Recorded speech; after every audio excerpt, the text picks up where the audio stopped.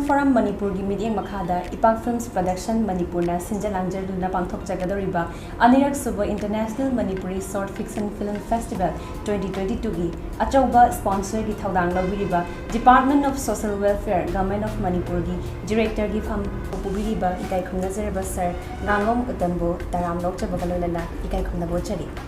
adu sir handaki festival asida sponsor tawiriba si department asigi karamba wakhalon leibano habdo mayamda Hoi. Mang taktagi hauna mayai ka bachinjak si thengnana badum honar ga lakpani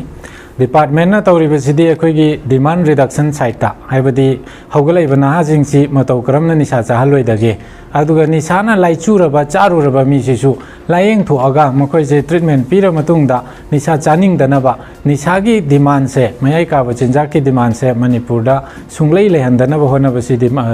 department sigi pandamni masigi pandam jiga iroinana mamang chahida akhoi manipur state ki oiba drug policy ma puthokre akhoi gi manipur state policy on psychoactive substances haidana anu sigumba department na puthoiba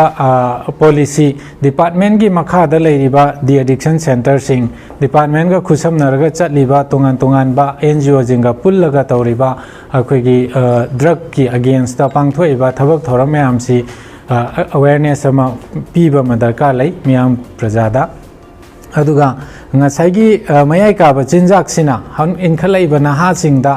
kayamuk yamna sokhan bage masidagi karmaina lapthokadage haibase awareness yamna lehandragadi masi thengnaba ngamoi aduna awareness se khoina pina ba honarakpa matamda media gi achoba thodang lai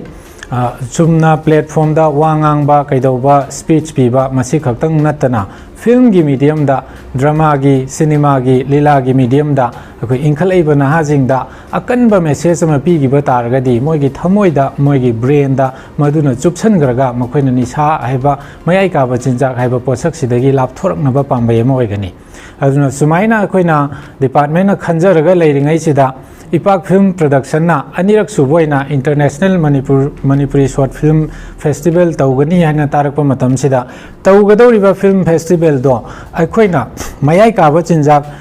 lanthengna theme da tawboiragadi department na sponsor tawbo yai haina adumaina phongdokpadagi koigi IPAK Film Production na su theme di department na pibi ba theme da tawjage yai hairakpadagi koi khucham naraga thabasi pangthokna bo hanaminabani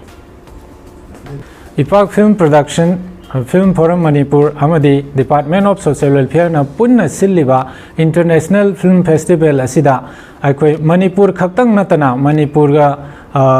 yumlo naba state sing amadi yumlo naba atopa country sing dagi Manipuri jati singna phajaba film semaga thajan biro saruk yabiu loinana inkhalai bana sing sida mayai ka bani sa haibase mayai ka ba chinjak haibase yamna phattaba maru phukna malem dagi muthat kadaba posa amani haiba message to mayek sengna piminarasi aduga drug leitaba mayai ka ba chinjak leitaba manipur ma punna khusam naraga seminarasi haina imyam da appeal tawjari thagachari kaubiragano Manipur amadi Manipur gi wangmada choijaina na takraba ichilinaw singna subnatagi minute ahum dagina mga phawa sangba film macha amtang nanbiraga khoigi society asi free oiba lamdam ama oina bo hotnabada adom su achauba thodang lawbiyu haiduna apul tawjari